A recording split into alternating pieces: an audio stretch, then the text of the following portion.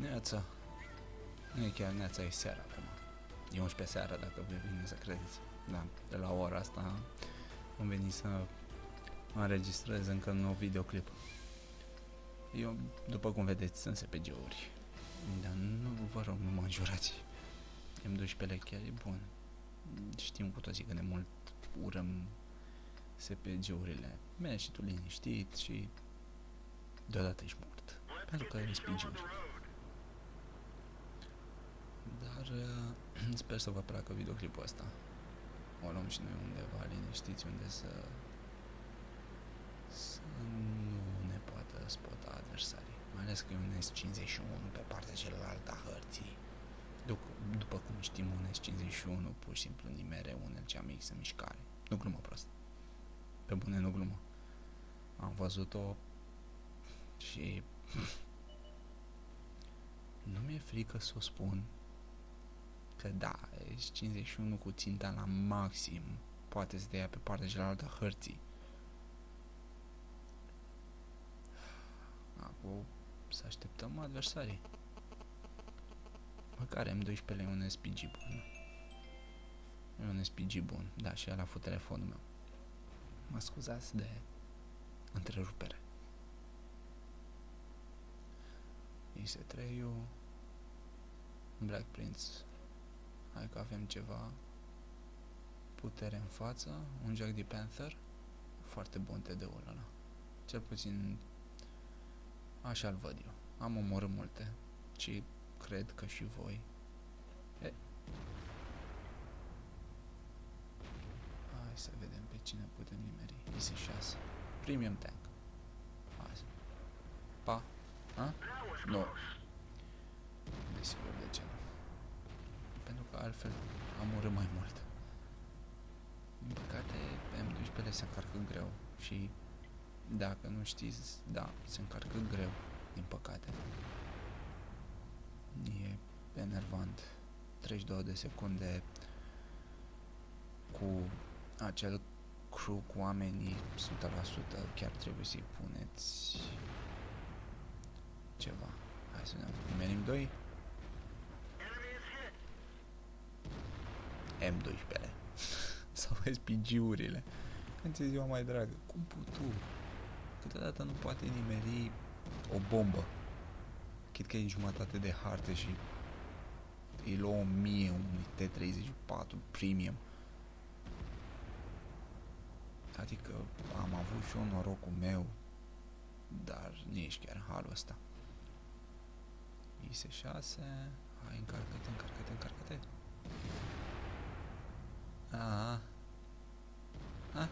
Hai, putem? Da! Pe asta nu-l nimerim noi la 1000 damage. Nu vezi așa ceva totuși toată ziua. Văd că jucătorii noștri fac treaba, măcar. E cam enervant când vorba multor persoane, Tomato Team. Și nu poți da vina, nu e toată echipa Tomato Team, dar când ai 11 jucători care dau mai puțin de 1000 damage, ce să faci? Și KV2, trebuie să omorâm KV2-ul ăla. KV2, superb. Superb tank.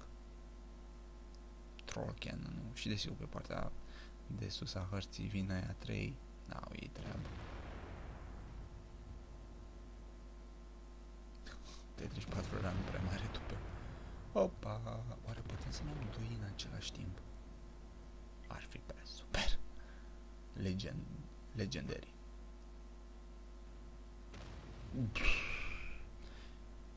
După cum am spus, șansă de a omorî două tancuri în același timp doar cu splash damage. Și cade la 20 de metri în fața lor. 20. Și măcar T-92 nu are splash damage de 20 de metri. La care avea Dumnezeu cu mila.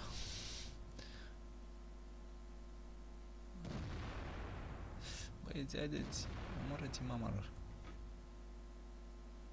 KV2 pe lateral. Nu. Bine că nu ne consumară glonțul. Mort. Nu. unde putu să cadă prin partea cealaltă hărții. Măcar de se punea un kill și zbura în alt joc, în alt meci. Hellcat. Mâncarea preferată a SPG-urilor. N-ai ce să penetrezi la chestia aia. E armură de carton. Bietul Hellcat. Foarte bun. Din păcate are o armură egală cu hârtie igienică. N-are rost, să tragem, va distruge casa din față.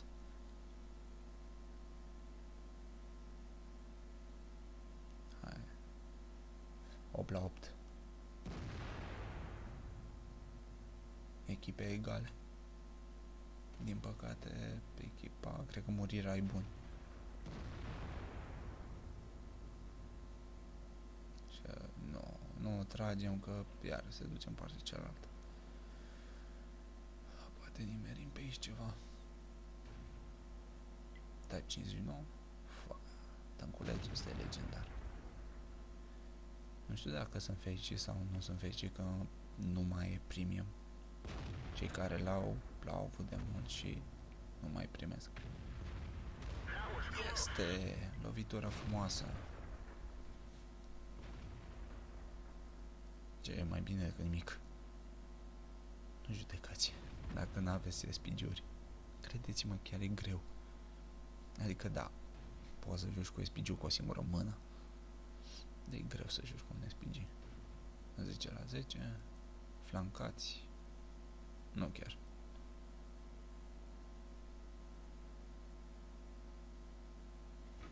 Hai, putem. Nu. Hellcat-ul ăla parcă e mai cu tupeu. Nu? Poate? Este! Hellcat mort. Awesome. Da, jate 15-lea nostru e FK în bază. Bă, Gameș. Pana la cerneală. Ca să pot scrie. Și acum pânge să ne mutăm că echipa noastră pierde, din păcate. Dar dacă nu vă dă doar seama, o să pierdem meciul ăsta. Dar e super. Măcar. Încetul cu încetul. Type 59 la. Hai, nu distrusă toată casa, din păcate. Și nici că tragem în casă. Mai ales la nebunia, ceea ce se numește țintirea la chestia asta. Sau încărcarea. Și acum ce omorăm prima oară, Cometul sau așteptăm după type-ul ăla? Periculos, că nu știm ce să facem. Încearcă să flancheze. Apa e prea adâncă. Și acum doar eu cu TDO AFK, dacă vă vine să credeți.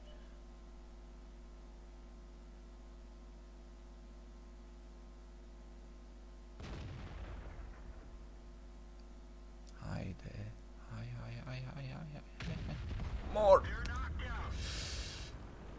Wow! Deci, câteodată M12-le ăsta. Cât de noroc!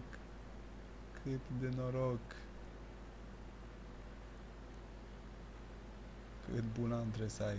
Și da, spuneți-mi cum vreți voi, da, folosesc cate 15-lea la numai ca să poți pota. N-am ce să fac. Sincer, ce ați face voi?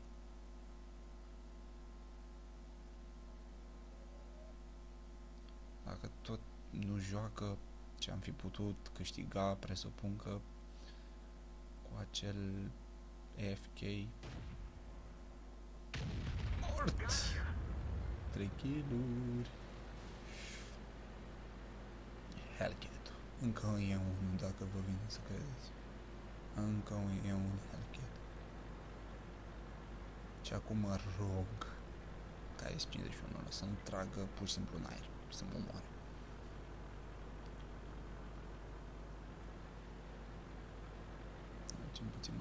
viață. Aproape încărcat. 200 la viață, da. Poate să aibă aproape un munc, că nu mai contează acum. Hellcat-ul mă omoară dintr-o lovitură. Deci 51 la fel.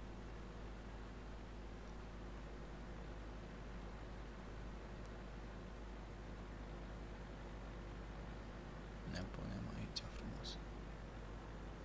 Măcar să nu fim văzuți. M12. SPG bun. Cu adevărat unul dintre reușite. Culmea.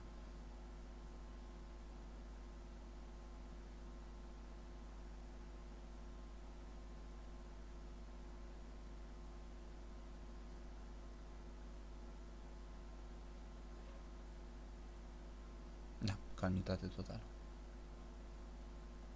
Nu mi se strică microfonul. Unde o fi Hellcat-ul ăla? Adică cu adversari știu că e un M12 care are norocului. E rozăvel de partea lui. Dumnezeu să-l ierte toată șmecherul omul ăla.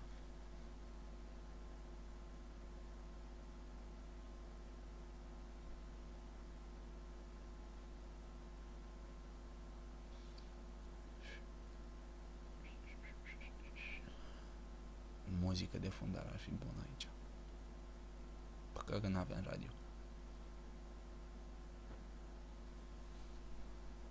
Am întrebat dacă Hellcat-ul e FK, dar nu. Nici chiar și S51 îmi spune că nu e. Hiding like a bob. Îl cred. Adică un singur proiectil din partea astuia șoia PNV-ul și șoia urât.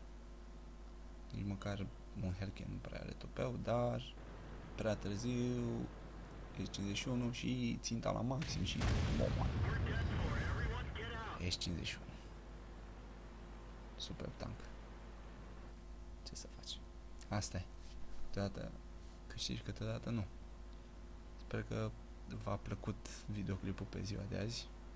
Da.